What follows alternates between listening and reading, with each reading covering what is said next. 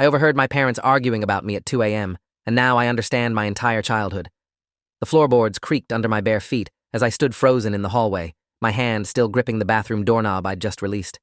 Through the thin walls of our split-level house, my parents' voices carried from the kitchen below with a clarity that made my stomach drop. It was 2:14 a.m. on a Wednesday in March, and I'd woken up thirsty, nothing more. I was 17, 3 months from graduation, and in 14 minutes, my entire understanding of my life would shatter like cheap glass hitting concrete. My mom's voice cut through first, sharp and desperate in a way I'd never heard before. "We can't keep lying to him, David. He's going to find out eventually." My dad's response came quieter, measured, the same tone he used when explaining why I couldn't have something I wanted. "He doesn't need to know. It'll destroy him." I pressed my back against the hallway wall, my heart hammering so hard I could feel it in my throat. The water I'd wanted was forgotten. Every instinct screamed at me to go back to my room, to unhear what I was hearing, but my feet wouldn't move. I'd always been the good kid. Honor roll every semester since 6th grade, varsity track, debate team captain. My parents were proud of me, or at least that's what I'd always believed. Dad coached my little league teams until I was 12. Mom never missed a meet, a tournament, a parent-teacher conference. We weren't rich, but we were comfortable enough in our 3-bedroom house in suburban Connecticut. Normal, safe, predictable. The kind of childhood that doesn't make for interesting stories, which had always suited me fine. My younger sister Lily was 14, obsessed with her phone and her friends, the typical teenage girl who rolled her eyes at everything I said. We fought over bathroom time and who got the car on weekends. Standard sibling stuff. There were no red flags, no warning signs, nothing that would have prepared me for what I was about to learn. Or maybe there were, and I'd just been too trusting, too comfortable in my understanding of who I was, to see them. "He asks about it sometimes," my mom continued, her voice cracking. "The medical records, the baby photos. He's not stupid, David." My dad's chair scraped against the kitchen floor. We agreed. We made a promise. A promise. About me. About medical records and baby photos. My mind raced through possibilities, each one worse than the last. Was I adopted? Sick with something they'd hidden? The product of an affair? My hands were shaking now, and I pressed them flat against the wall to steady myself. The heating vent near my feet pumped warm air that suddenly felt suffocating. I wanted to burst into the kitchen and demand answers, but something held me back. Some primal instinct that whispered if I revealed myself now, I'd never hear the truth. They'd lock it away again, bury it under more lies, more careful explanations that didn't quite add up. So I stayed hidden in the dark hallway, listening to my parents discuss me like I was a problem to be managed rather than their son. "Do you remember what Dr. Kaplan said?" my mom asked. The name meant nothing to me. I'd never heard of any Dr. Kaplan. Our family doctor was Dr. Singh, had been since I was 8. "That was 15 years ago, Rebecca. Different circumstances." "Different?" "David, we stole him. We committed a felony." The world tilted. The wall against my back felt like it was the only thing keeping me upright. Stole. Felony. The words didn't make sense in connection with my parents, with my life, with anything I understood about reality. My mom was a high school English teacher. My dad worked in insurance. They recycled religiously and voted in every election and had never so much as gotten a speeding ticket that I knew of. They didn't steal.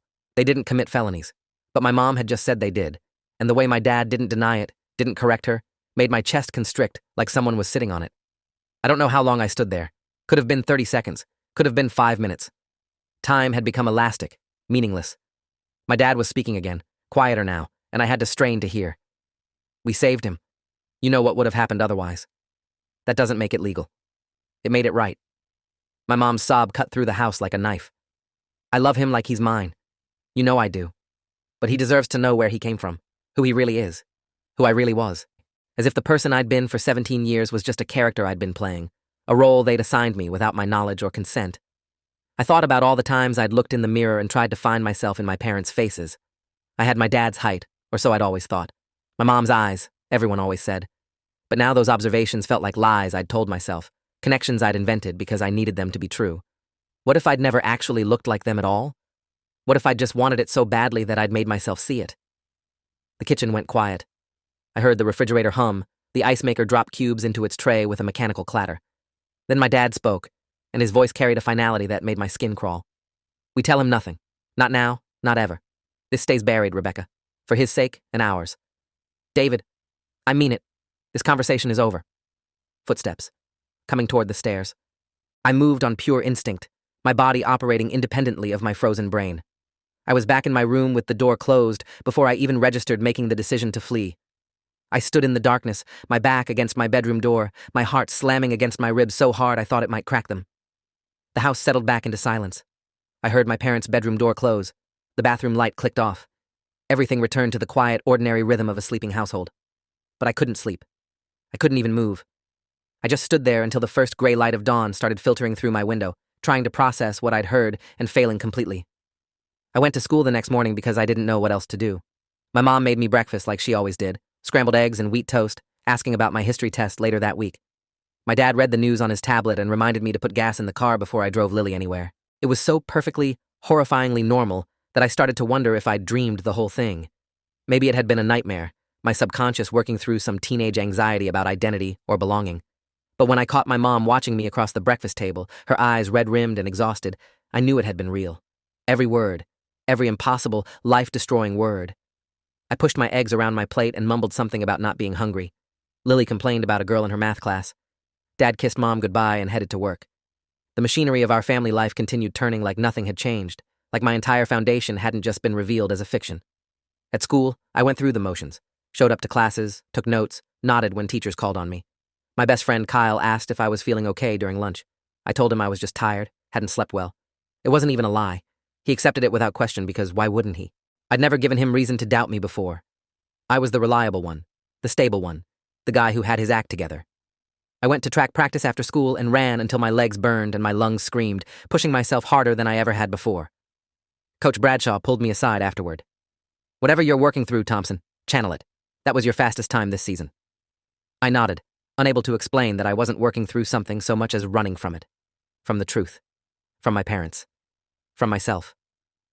That night, I waited until everyone was asleep and then went hunting through the house. I didn't know what I was looking for exactly. Proof. Answers. Something that would either confirm or deny what I'd heard. I started with the home office, the filing cabinet where my parents kept important documents. My birth certificate was there, yellowed and official-looking. Daniel Robert Thompson, born March 15, 2007, at St. Mary's Hospital in Hartford. Mother, Rebecca Ann Thompson. Father, David Michael Thompson. It looked legitimate. It looked real. But if what my mom had said was true, if they'd stolen me, then this was fake. A forgery. A piece of paper that documented a lie. My hands trembled as I photographed it with my phone, though I wasn't sure why. Evidence, maybe. Something to prove to myself later that I hadn't imagined all of this. I found our baby photo albums in the living room bookshelf, dusty and untouched. Flipping through them in the dim glow of my phone's flashlight, I saw myself as an infant, a toddler, a young child. But the photos started when I looked about 6 months old. There were no newborn pictures, no hospital shots, no photos of my mom pregnant. I'd never thought about it before, never had reason to question the narrative of my own existence.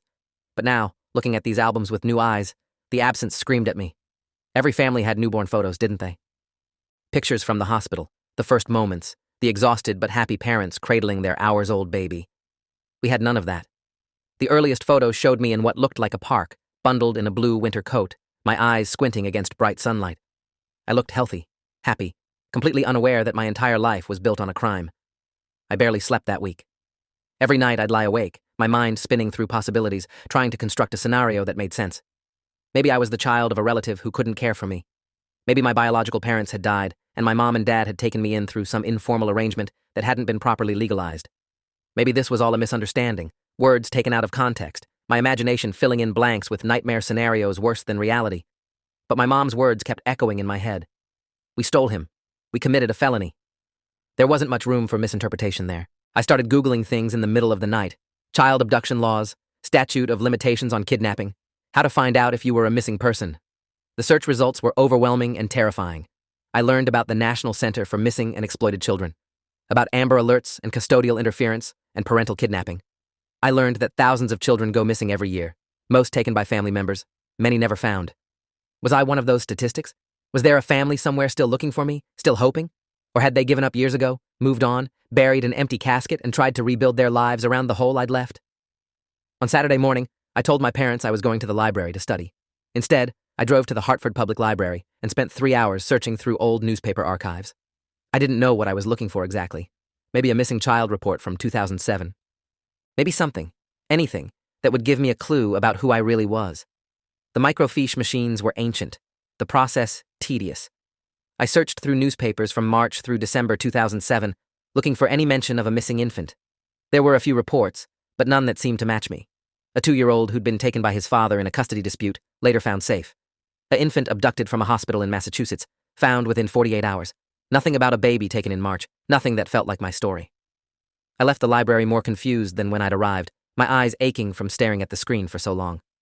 That night, my mom knocked on my bedroom door. I shoved my laptop under my pillow, paranoid she'd somehow know what I'd been researching. "Can I come in?" she asked, her voice soft. I told her yes because saying no would have been suspicious. She sat on the edge of my bed, her hands folded in her lap. She looked tired, older than her 43 years. "You've seemed off this week," she said. "Is everything okay? School? Friends?" I almost laughed. The absurdity of it was overwhelming. My mother, who had apparently stolen me as an infant, asking if I was okay. My mother, who'd been lying to me for 17 years, concerned about my well-being. I wanted to scream at her. I wanted to demand the truth. But I also wanted to keep pretending, to stay in the comfortable fiction of our family for just a little while longer.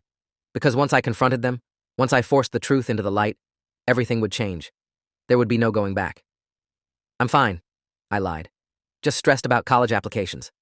She reached out and brushed the hair from my forehead, a gesture so familiar and maternal it made my throat tight. "You're going to do great things, Danny. We're so proud of you." The words felt like acid. Proud of what? Proud of how well I'd played the role they'd assigned me? Proud of how completely I'd bought into their lie? I started skipping meals. Not on purpose exactly, but food just seemed irrelevant. My clothes started hanging looser. Lily noticed first. "Are you sick or something? You look like death." I told her I was fine, just busy. She didn't push it. Why would she? She was 14, wrapped up in her own world of drama and friends and figuring out who she was. At least she actually was my parents' daughter. At least her birth certificate wasn't a lie. I found myself watching her sometimes, looking for proof that she was really related to them in ways I apparently wasn't. She had my mom's nose, my dad's eyebrows, clear genetic markers that I'd always assumed I shared but now wasn't sure about. Did they look at her differently than they looked at me? Did they love her more, or differently, or more easily because she was actually theirs? The questions ate at me, poisoned every interaction, turned our house into a stage where we were all performing roles, and only I knew the script was fake. 3 weeks after I'd first overheard my parents, I was in the guidance counselor's office discussing my college applications when Mrs. Patricia Ramirez, who'd been a counselor at our high school for 12 years, asked me a question that made my carefully constructed walls crack. "Have you talked to your parents about financial aid? I notice you haven't submitted the FAFSA yet." I told her I'd been meaning to. She gave me a sympathetic smile. "I know it's a pain, all those forms, but you'll need your parents' tax returns, their social security numbers, all that documentation. The sooner you start, the better. Social security numbers, documentation, proof of identity, proof of relationship. What if my parents couldn't provide those things? What if the paper trail that was supposed to connect us didn't actually exist, or existed, but told a different story than the one they'd been telling me?" Mrs. Ramirez noticed my expression change. "Danny, you okay? You look pale." I made up something about feeling dizzy, asked if I could get some water. She let me go, concerned, reminding me to make an appointment to come back and finish our conversation. I went straight to my car instead and sat in the parking lot, my hands gripping the steering wheel until my knuckles went white. That afternoon, I drove to St. Mary's Hospital. I didn't have a plan. I just needed to see the place where I'd allegedly been born, needed to make it feel real or prove it wasn't. The building was massive, modern glass and steel, clearly renovated since 2007. I walked into the main lobby and stared at the directory, unsure what I was even looking for. The maternity ward was on the 4th floor. I took the elevator up, my heart pounding. A nurse at the desk looked up as I approached. "Can I help you?" Her name tag read, Jennifer Cole, RN. I opened my mouth to say something, anything, but the words wouldn't come. What was I going to ask? Can you tell me if I was really born here? Do you have records from 17 years ago that might prove my entire life is a lie? She was still waiting, her expression shifting from helpful to concerned. "Are you looking for someone? A patient?" I mumbled something about being in the wrong place and left before she could ask more questions. Riding the elevator back down, I felt like an idiot. What had I thought I would accomplish? That I could just walk into a hospital and demand my records? That they'd hand over confidential information to a teenager with no proof of who he was or why he needed it? I started having panic attacks. The first one hit during calculus class on a Monday morning. My chest tightened, my vision narrowed, and suddenly I couldn't breathe. The room spun. I heard my teacher, Mr. Foster, asking if I needed to go to the nurse. I managed to stand, to stumble out into the hallway, to make it to the bathroom before my legs gave out. I sat on the cold tile floor of a stall, gasping, my whole body shaking. It passed after what felt like hours, but was probably 5 minutes. I splashed water on my face, avoided my reflection in the mirror, and went back to class. Mr. Foster asked if I was feeling better. I nodded. He didn't press. The panic attacks became a regular thing after that, sometimes multiple times a day. Sometimes I could feel them coming and hide before they hit. Sometimes they ambushed me without warning. I started carrying a water bottle everywhere, had learned that cold water helped sometimes. Kyle asked why I was acting so weird. I told him I was dealing with some family stuff. He offered to listen if I wanted to talk. I wanted to, desperately. But how could I explain that I suspected my parents had kidnapped me without sounding insane? On the first Wednesday in April, exactly 4 weeks after I'd first overheard my parents, I made a decision. I couldn't keep living like this, suspended between ignorance and knowledge, unable to move forward or go back. I needed proof. Real, concrete, undeniable proof. I waited until my parents went to work and Lily left for school, then called in sick. I went back to the home office and searched more thoroughly this time. In the back of the filing cabinet, behind tax returns and insurance policies, I found a manila folder labeled Legal Documents. Inside were our birth certificates, my parents' marriage license, their college diplomas, and a sealed envelope I'd never seen before. My hands shook as I opened it. Inside was a single piece of paper, a court document dated August 2007. It was a closed adoption decree. Names had been redacted, blacked out with heavy marker, but I could make out enough to understand the basic facts. A child, male, born March 15, 2007, had been legally adopted. The adoptive parents' names were listed as David Michael Thompson and Rebecca Ann Thompson. The biological parents section was completely obscured. I sat there on the office floor, holding this piece of paper that rewrote my understanding of everything. I'd been adopted.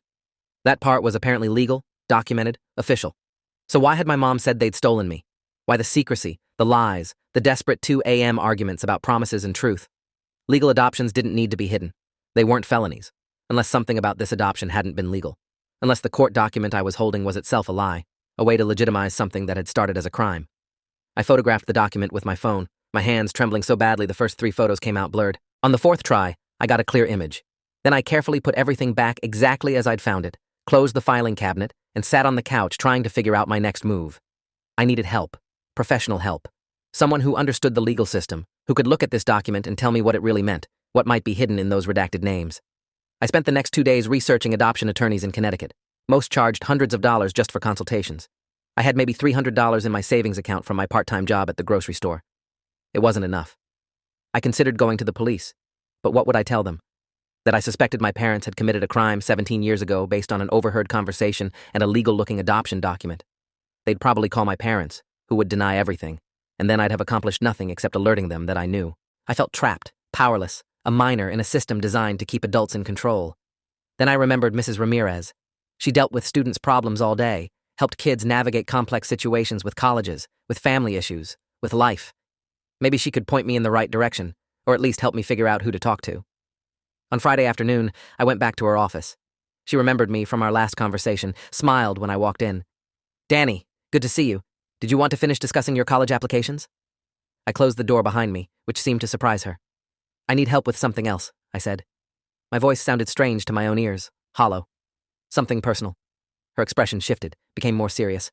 "Okay, what's going on?" I'd rehearsed this conversation a dozen times in my head, but now that the moment had arrived, the words felt impossible. "How did you tell a school counselor you thought your parents were criminals? How did you explain that your entire identity was in question?" I started with the easiest part. "I think I might have been adopted." Mrs. Ramirez nodded slowly. "And you're just finding this out now?" "Sort of. I found some documents. But there are things that don't add up, things my parents won't talk about." She leaned forward, her hands clasped on the desk. "Danny, adoption is nothing to be ashamed of. Many families—" "I know," I interrupted. "That's not what I'm worried about. I think something about my adoption wasn't legal. I think my parents might have lied to get me, or taken me from someone who didn't want to give me up." The room went very quiet. Mrs. Ramirez studied me for a long moment, her expression unreadable. "Those are serious allegations," she said finally. "What makes you think that?" I told her about the conversation I'd overheard, about my mom saying they'd stolen me, committed a felony, about the lack of baby photos, the sealed adoption decree with the heavy redactions, the panic in my parents' voices when they talked about me finding out the truth. She listened without interrupting, and when I finished, she was quiet for what felt like a long time. "I'm going to be honest with you, Danny. This is beyond my scope as a school counselor. If what you're saying is true, or even potentially true, you need to talk to someone with legal expertise, a lawyer, or possibly law enforcement." My stomach dropped. I can't afford a lawyer, and if I go to the police and I'm wrong, or they don't believe me, my parents will find out and what? I didn't have a good answer for that. What would my parents do if they found out I knew? Ground me? Yell at me? They'd never been violent, never even particularly strict, but they'd also stolen a child, apparently, so who knew what else they were capable of? "Mrs. Ramirez pulled out a business card from her desk drawer and handed it to me. "This is Ann Kensington. She's a family law attorney who does pro bono work for teenagers in difficult situations. Call her. Tell her I referred you. She'll at least give you guidance on what your options are. I took the card, stared at the embossed lettering. Ann Kensington, Esquire Family Law and Advocacy, a New Haven address and phone number. Thank you, I managed. She gave me a sad smile. Danny, I want you to know that whatever the truth is about your adoption, whatever you find out, it doesn't change who you are. You're still the same person you were before you knew. The same smart, capable, kind young man. Don't lose sight of that. Her words were meant to be comforting, but they rang hollow. How could I be the same person when I didn't even know who that person actually was? When the name I'd carried for 17 years might not be the one I was born with? When the family I'd loved and trusted might be built on theft and lies? I called Ann Kensington from my car in the school parking lot. Her receptionist answered, professional and brisk. I explained that Mrs. Ramirez had referred me, that I needed legal advice about a possible adoption irregularity. The receptionist put me on hold. When she came back, she said Ms. Kensington could see me Monday at 4 o'clock. I'd have to skip track practice, but that seemed irrelevant compared to everything else. I spent the weekend in a fog. Saturday, I pretended to have homework and stayed in my room. Sunday, my parents suggested we all go to brunch, a family tradition we'd maintained for years. I made up an excuse about studying for finals. My mom looked hurt. My dad looked suspicious. Lily didn't care. That night, my dad knocked on my door around 9 o'clock. Can we talk? He asked. My heart rate spiked. Did he know? Had they somehow figured out what I was doing? I opened the door. He came in, looked around my room like he was seeing it for the first time, then sat on my desk chair. I stayed standing, my back against the door, ready to bolt if necessary. Your mom's worried about you, he said. Says you've been distant, not eating much. She wants to know if something's wrong. I shrugged, aimed for casual. Just stressed about school, college stuff. He studied me with that penetrating look that had always made me feel like he could see right through me when I was lying about homework or where I'd been on a Friday night. That's all? Nothing else bothering you? This was my chance. I could confront him right now, demand the truth, force the conversation they'd been avoiding for 17 years. But something held me back. Maybe cowardice. Maybe strategy. Maybe the small, desperate part of me that still wanted to believe this was all a misunderstanding, that there was some explanation that would make everything okay again. That's all, I lied. He didn't believe me. I could see it in his eyes. But he nodded anyway, stood up, put a hand on my shoulder. You know you can talk to us about anything, right? Me and your mom. Whatever it is, we're here for you. The irony was so thick I could choke on it. I just nodded, waited for him to leave, then locked my door and lay on my bed staring at the ceiling until dawn. Monday afternoon, I drove to New Haven and found Ann Kensington's office in a renovated brownstone near Yale campus. The waiting room was tasteful but not ostentatious. Leather chairs and bookshelves, diplomas on the wall. Yale Law School, 1998. Various legal awards and certifications. She'd been practicing for over 25 years. The receptionist offered me water. I declined. My stomach was in knots. After 10 minutes that felt like hours, a woman in her early 50s emerged from an inner office. She had short gray hair, sharp eyes, and an air of competence that was simultaneously comforting and intimidating. Daniel, I'm Ann Kensington. Come on back. Her office was lined with law books and filing cabinets. She gestured to a chair across from her desk. Patricia Ramirez called me after you made your appointment, gave me some background on your situation, but I'd like to hear it from you directly. I told her everything. The overheard conversation, the adoption decree, the missing baby photos, my growing certainty that something was fundamentally wrong with my origin story. She took notes on a legal pad, asking questions occasionally, her expression neutral.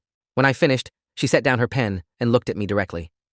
What you're describing could be a few different things, she said. It could be a standard closed adoption where your birth parents requested privacy and your adoptive parents honored that.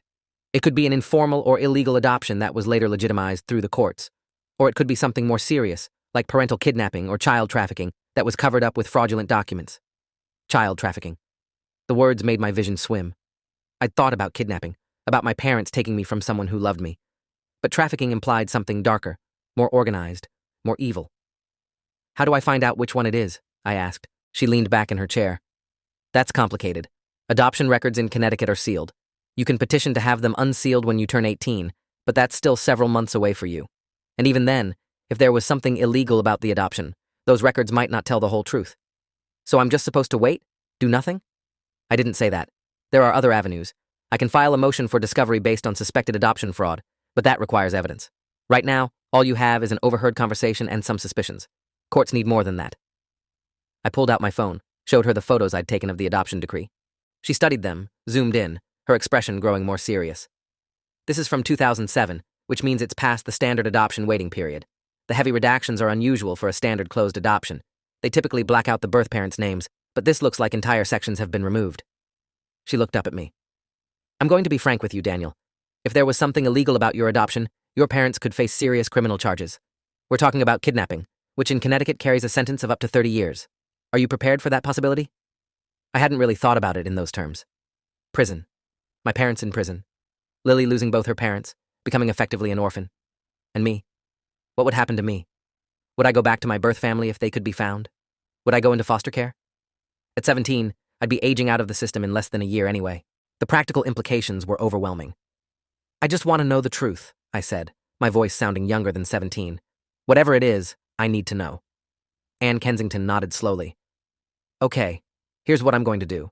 I'm going to make some inquiries with my contacts at the state's adoption registry. I'm also going to reach out to the National Center for Missing and Exploited Children and see if there are any open cases that match your basic description. Birth date, location, gender. It's a long shot, but if you were reported missing, there might be a file. She paused. This is going to take some time, and it's possible we won't find anything conclusive. Are you still living at home? I nodded. Can you continue to do that safely? I need to know if you're in any danger. I thought about my parents. My mom, who made me breakfast every morning. My dad, who'd taught me to ride a bike and helped me with my math homework and never missed a track meet. They'd lied to me, maybe stolen me, but they'd never hurt me. I'm safe, I said. Okay, give me 2 weeks. I'll see what I can find. In the meantime, try to act normal at home. Don't let on that you know anything or that you're investigating. If your parents realize what you're doing, they could destroy evidence or flee. The next 2 weeks were the longest of my life. I went through the motions at school, forced myself to eat enough that my parents wouldn't worry, showed up to track practice and pretended everything was fine. Kyle cornered me one afternoon and asked point blank what was going on. You've been weird for over a month, man. Is it a girl? Family stuff? You can tell me. I wanted to. The secret was eating me alive, and Kyle had been my best friend since elementary school. But how could I drag him into this? How could I ask him to keep this kind of secret, to lie by omission to our teachers, our friends, possibly the police? Family stuff, I said, but I can't talk about it yet. Soon, maybe. He looked hurt, but accepted it. Just promise me you're okay. Like, actually okay. I couldn't promise that, so I just nodded and changed the subject. On a Thursday night, 10 days after my meeting with Anne Kensington, I got an email from her. Please call me at your earliest convenience. I found something. I waited until my parents were asleep, then called from my car parked down the street from our house. She answered on the second ring. Daniel, thank you for calling. I have some information, and I wanted to deliver it personally rather than over email. My hands were shaking so badly I could barely hold the phone. What did you find? There's a case in the National Center for Missing and Exploited Children database. A male infant, born March 15, 2007, taken from a hospital in Providence, Rhode Island, 2 days after birth. The mother reported him missing. The case was never solved. Providence, Rhode Island, less than 2 hours from Hartford. The details matched. My birthday matched. What was his name? I asked. My voice sounded distant, like it was coming from someone else. The mother named him Samuel. Samuel Christopher Brennan. Samuel. Not Daniel. Samuel. I had a name, a real name, and it wasn't the one I'd been using for 17 years. There's more, Anne continued. I reached out to the detective who worked the case. He's retired now, but he remembered it. The mother's name is Elizabeth Brennan. She was 19 when you were born, single, living with her parents. The hospital staff reported the baby missing after she fell asleep and woke up to find the bassinet empty. Security footage showed a woman matching your adoptive mother's description leaving the hospital with an infant, but the video quality was poor and no one was ever arrested. My adoptive mother, Rebecca Thompson. The woman who'd raised me, loved me, tucked me in at night and helped me with my homework and cheered at my track meets, had walked out of a hospital with a stolen baby and built her entire life around that crime. What happens now? I asked. That's up to you, Anne said. You're 17, which means you have some agency here. We can contact Elizabeth Brennan, let her know we think we've found her son. We can contact law enforcement and file a report. Or we can wait until you're 18 and you can make these decisions as a legal adult. But Daniel, you need to understand something. Once this information is out, there's no putting it back. Your parents will be arrested. Your entire family will be torn apart. You'll likely be placed in contact with your biological mother, and that's going to be complicated and potentially traumatic for everyone involved. I sat in my car, watching my house through the windshield. The lights were all off except for the porch light my mom always left on for me. Inside, my parents were sleeping. My sister was sleeping. Our dog was probably sprawling across the couch like he always did when he thought no one was watching. It looked so normal, so safe, so much like a real home. But it was built on a lie, on theft, on a teenage girl's unimaginable grief. I need to think about it, I told Anne. She said that was understandable, that I should take my time, that this wasn't a decision to make lightly. We hung up. I sat in the darkness for another hour before going back inside. I couldn't sleep that night. Every time I closed my eyes, I saw a 19-year-old girl waking up in a hospital to find her baby gone. I imagined her panic, her terror, her frantic calls for the nurses. I thought about her parents, my grandparents, people I'd never met who'd lost their grandson before they'd even gotten to hold him. I thought about all the birthdays they'd marked with grief instead of celebration, wondering if I was alive, if I was safe, if I'd ever come home. And then I thought about my parents, the Thompsons, who'd raised me with what seemed like genuine love despite the horrific crime at the foundation of our family. How did you steal a baby and then go on to be a normal, functioning parent? How did you live with that guilt, that knowledge, for 17 years? The cognitive dissonance was overwhelming. Friday morning, I woke up with a decision made. I couldn't live with the lie anymore. Whatever happened next, however badly this destroyed our family, I needed the truth out in the open. I needed Elizabeth Brennan to know her son was alive. I needed my biological family to have a chance to know me, even if that relationship would be complicated and painful. And yes, I needed my parents to face consequences for what they'd done. Not because I hated them, not because I wanted revenge, but because some crimes were too big to just ignore, even when the criminals were people you loved. I called Ann Kensington before school. I want to move forward, I said. Contact Elizabeth Brennan, contact the police, do whatever needs to be done. There was a pause on the other end. Are you sure? Once we start this, there's no stopping it. I'm sure. Okay, I'll make the calls today. Daniel, I want you to know that what you're doing is incredibly brave. It's also going to be incredibly hard. Do you have support? Friends? Other family? I thought about Kyle, about my track teammates, about Mrs. Ramirez. I'll figure it out, I said. Anne called me back 3 hours later. I was sitting in the library during my free period, supposedly studying for a calculus test. I spoke with Elizabeth Brennan, she said. Daniel, she's been searching for you for 17 years. She never gave up hope. When I told her we might have found you, she broke down crying. I felt my own eyes burn. 17 years. She'd spent more than half her life looking for me, missing me, grieving me. What happens now? I've also contacted Detective William Thornton with the Connecticut State Police. He specializes in cold cases involving missing children. He wants to meet with you, get your statement, review the evidence. Then they'll likely move quickly to arrest your parents before they can flee or destroy evidence. You need to prepare yourself for that, Daniel. They'll probably arrest them at home, possibly while you and your sister are there. The image of my parents in handcuffs, Lily screaming, police cars in our driveway, neighbors watching, made me want to throw up. But I'd made my choice. When? Detective Thornton wants to meet Monday afternoon. I'll be there with you. After that, things will move fast. I spent the weekend in a dissociative haze, watching my family like I was already on the outside looking in. Saturday morning, my mom made pancakes. Lily complained about her phone being too slow. My dad read the paper and laughed at a comic strip, showing it to my mom. They seemed so normal, so unremarkable, so far from the kind of people who would steal a baby from a hospital. Sunday, we went to brunch like we used to, the first time in weeks I'd agreed to go. I ordered waffles and forced myself to eat them. My mom squeezed my hand across the table. It's good to have you back, she said, smiling. I smiled back, knowing it was probably the last normal meal we'd ever share as a family. That night, I wrote a letter to Lily and hid it in her room. I explained everything, told her I loved her, told her none of this was her fault. I didn't know if she'd ever read it or if she'd hate me forever for destroying our family. Both seemed possible. Monday afternoon, I met Detective William Thornton and Ann Kensington at the police station. Thornton was in his late 40s, had been with the state police for 23 years, and had kind eyes that didn't match the gravity of what we were discussing. I gave him my statement, showed him the photos of the adoption decree, told him everything I knew. He recorded it all, asked clarifying questions, his expression getting darker as the story unfolded. We'll need to verify your identity first, he said. DNA test to confirm you're Samuel Brennan. That'll take a few days. In the meantime, I'm going to get a warrant for your parents' arrest and to search your home for evidence. Daniel, I need you to understand that you'll need to leave the house. You can't be there when we execute the warrant. Where will I go? We've contacted Elizabeth Brennan. She lives in Massachusetts now, has a family. She's willing to have you stay with her temporarily while we sort this out, if you're comfortable with that. Stay with my biological mother, a complete stranger, while police tore apart the only home I'd ever known. Nothing about this was comfortable, but I nodded anyway. The DNA test was a simple cheek swab. They sent it to a lab with a rush order. Thornton said we'd have results in 72 hours. In the meantime, I had to go home and pretend everything was normal for 3 more days.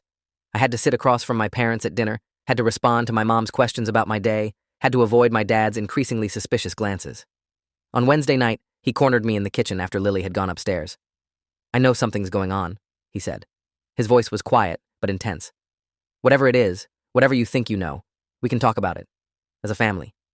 I looked at him, this man who'd been my father for 17 years, who'd coached my little league team and taught me to drive and helped me study for the SATs. Can we? I asked. Can we really?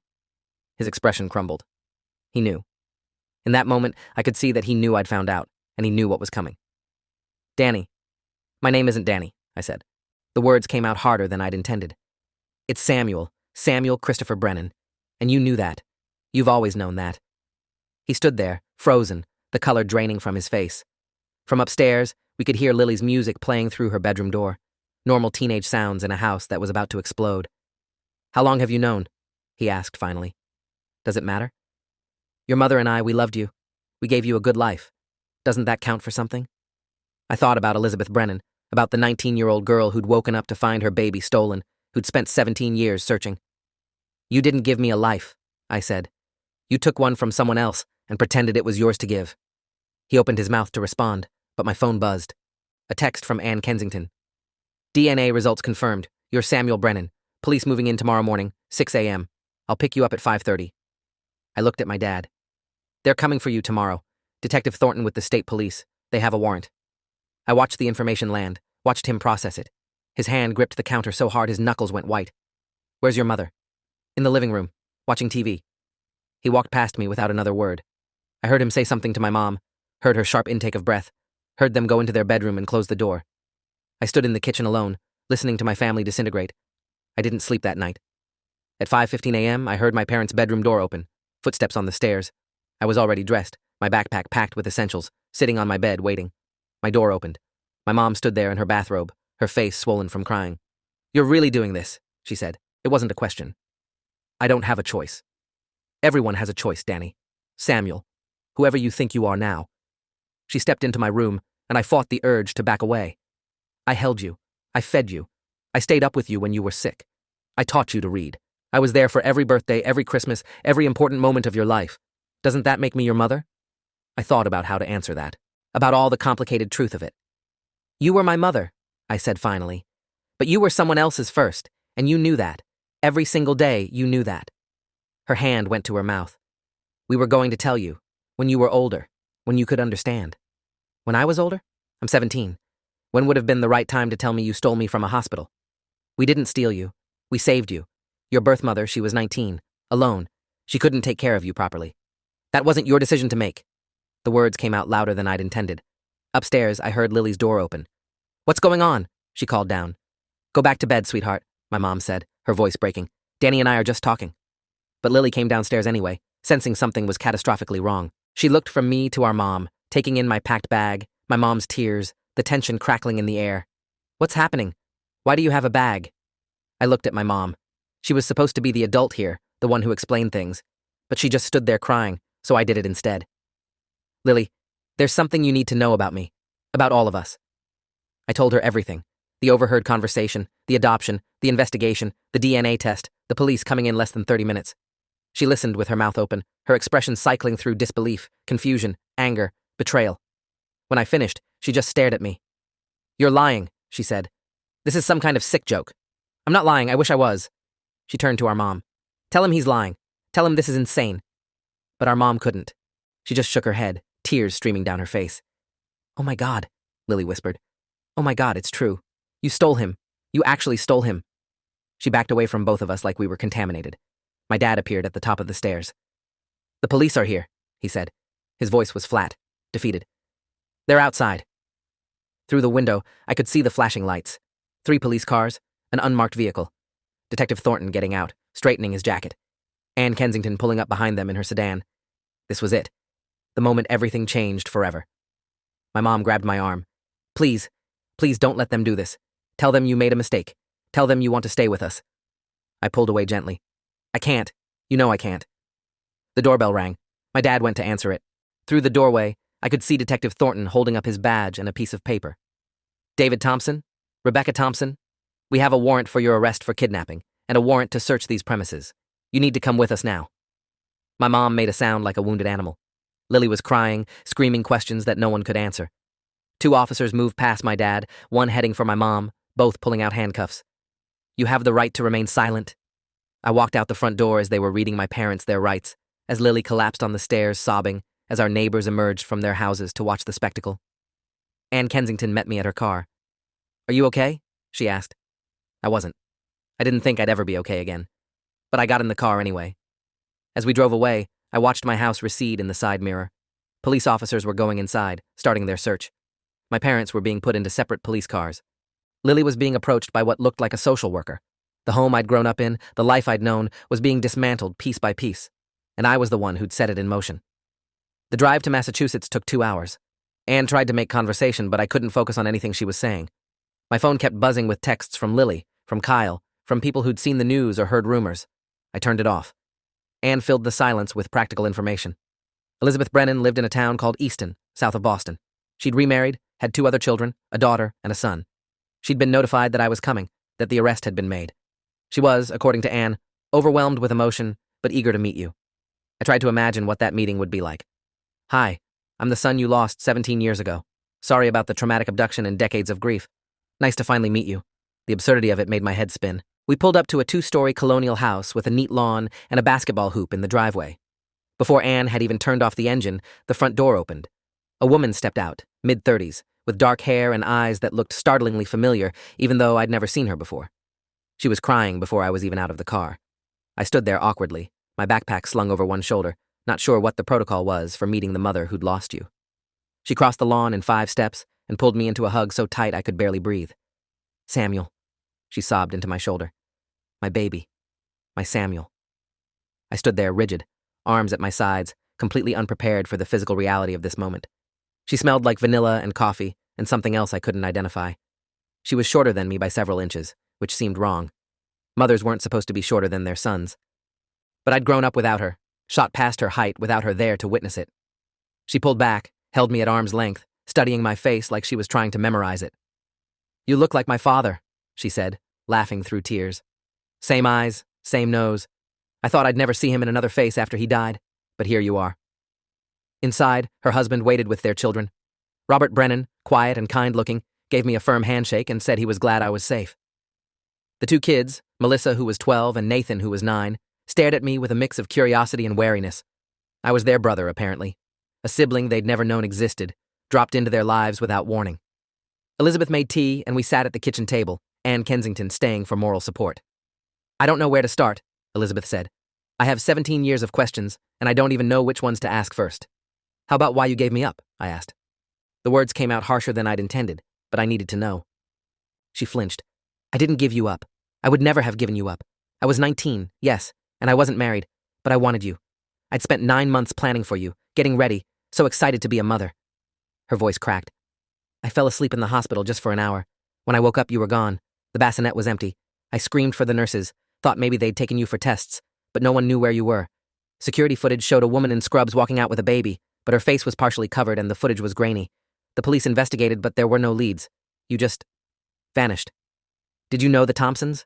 The people who took me? No. I'd never heard their names before yesterday when the detective called.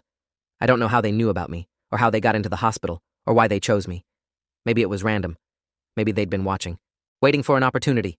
I'll never know. She reached across the table like she wanted to take my hand, but stopped short, respecting my space. I searched for you for so long. I put up flyers, called the police every week for years, kept your case active on every missing children's website. I couldn't move on. I couldn't let you go. People told me I needed to accept that you were probably dead, that whoever took you might have hurt you, but I knew you were alive. I could feel it. I thought about all those years she'd spent searching while I'd been living less than 2 hours away, completely unaware. The proximity of it was sickening. We'd probably driven past each other on the highway at some point. Might have been in the same shopping mall or restaurant without knowing. What happens now? I asked. Anne Kensington fielded this one. Your parents are being held pending arraignment. They'll likely be charged with kidnapping, child abduction, fraud, and possibly additional crimes depending on what the investigation uncovers. The trial will take months, possibly over a year. In the meantime, you have some choices to make. What kind of choices? You're 17, which means you're still a minor. Normally in a situation like this, you'd be placed with family. Elizabeth is your biological mother, but you've never lived with her. The court will have to decide what's in your best interest. You could stay here, or you could be placed in foster care, or there might be other options. I want to stay here, Elizabeth said quickly. I want to get to know him. I want to have the relationship we should have had all along. I looked at this woman who was technically my mother but felt like a stranger. Could I really live here, with these people I didn't know, in this house that wasn't mine? Could I restart my life in a new place, a new school, with a new family, while my old life imploded back in Connecticut? I need some time, I said, to think about it, to process everything. Elizabeth looked disappointed, but nodded. Of course.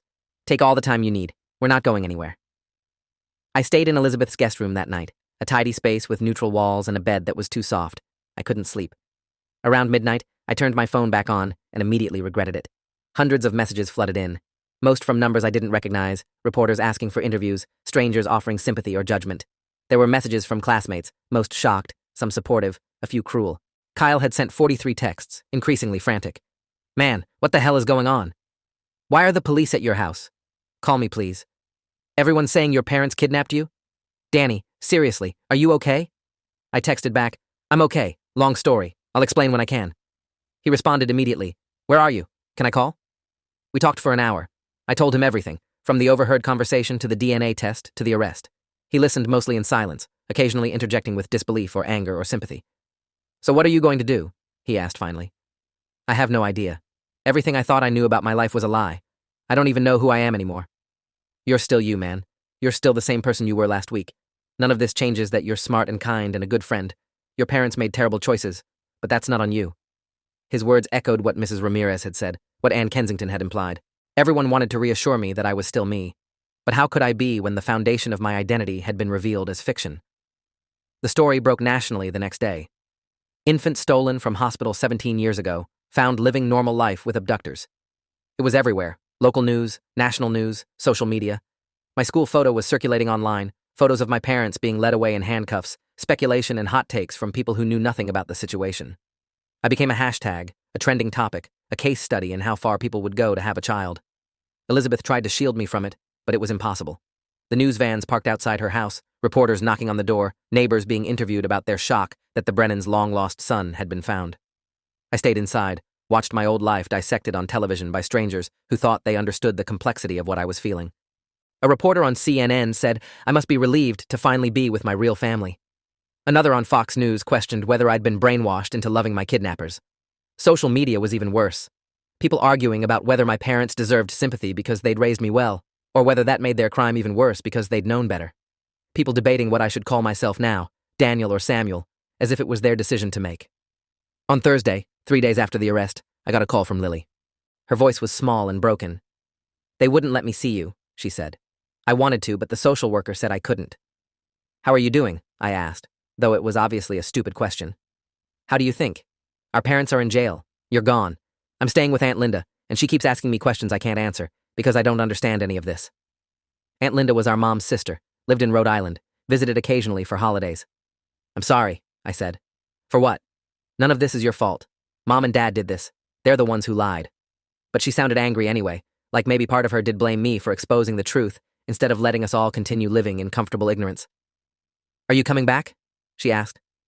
I don't know. I don't think so. So that's it? You're just going to become a Brennan and forget about us? That's not fair, Lily. None of this is fair. She was crying now. You were my brother. For my whole life, you were my brother.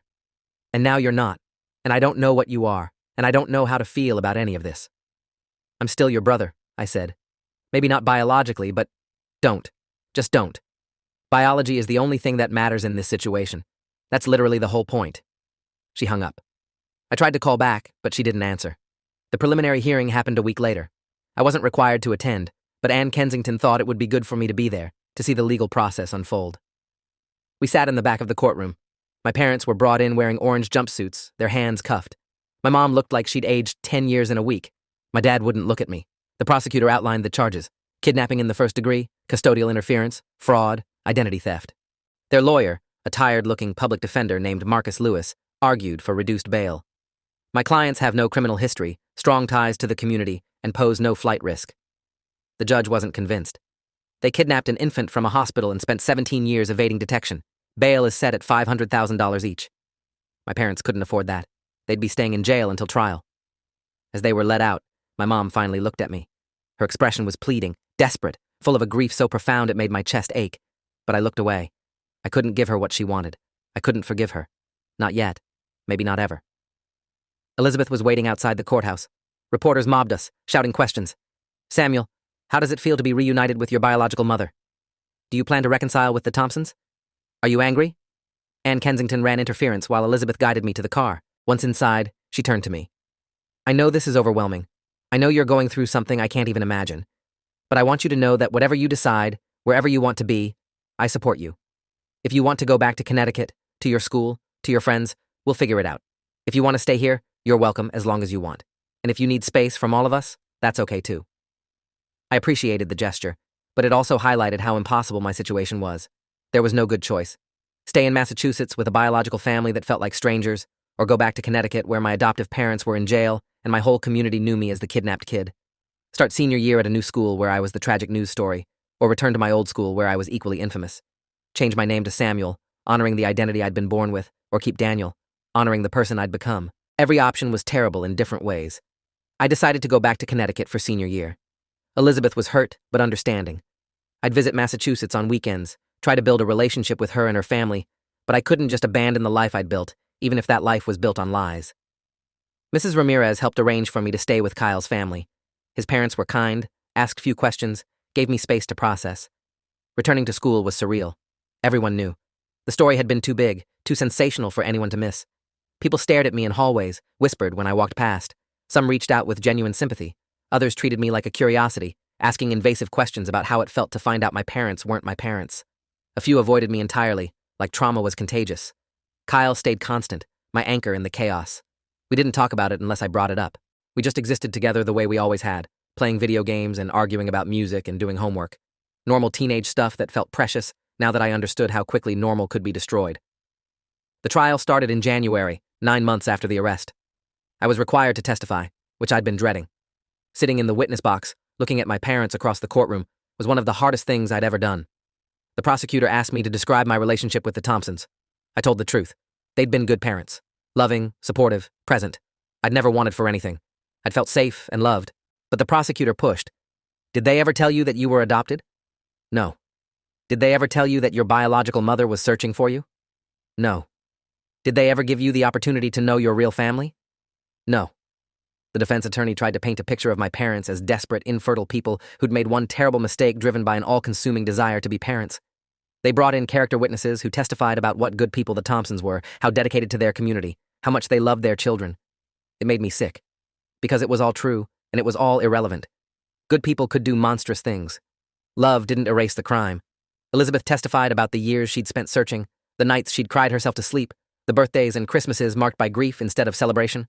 She described waking up in that hospital to find me gone, the panic and horror of that moment. Her testimony was devastating, and several jurors were crying by the time she finished. The verdict came back in 3 days. Guilty on all counts. My mom collapsed in the courtroom. My dad stood rigid, his face blank. Sentencing was set for 6 weeks later. The judge gave them each 18 years, noting the premeditation involved, the years of deception, the profound harm caused to Elizabeth Brennan and to me. 18 years. They'd be in prison until I was 35. Lily would be 32. We'd be different people by then, shaped by experiences and years they'd have no part in. The family we'd been was over. It could never be rebuilt or reclaimed. I visit them sometimes. Not often. Maybe every few months. Lily comes with me occasionally, though it's harder for her. She lost more than I did in some ways. Lost both her parents and her only sibling all at once. We're working on our relationship, me and Lily, trying to figure out what we are to each other now. My relationship with Elizabeth Brennan is slowly developing.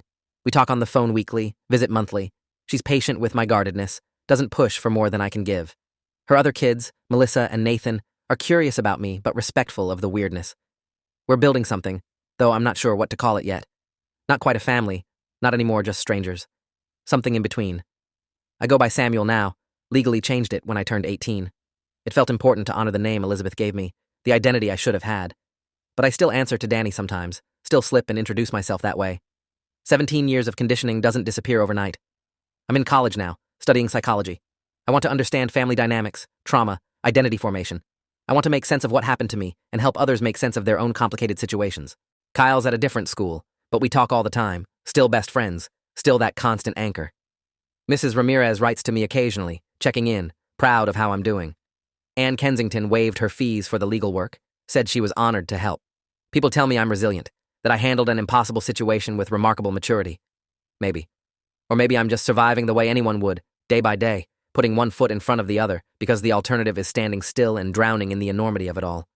I don't know if I'll ever fully forgive my parents. Some days I understand their desperation, their longing for a child, the way they must have rationalized their crime over the years. Other days I'm furious at them for stealing not just me, but all the years Elizabeth and I should have had together, all the memories we'll never make, The truth is, probably that I'll carry both things forever. Love and anger intertwined so tightly I can't separate them. That's the legacy of their choice, the thing I'll spend the rest of my life processing. But I'm here. I'm alive. And I know the truth now. I know where I came from. I know my real name. And that has to count for something. It has to be enough. Thanks for watching till the end. Make sure to subscribe and like to not miss the next story.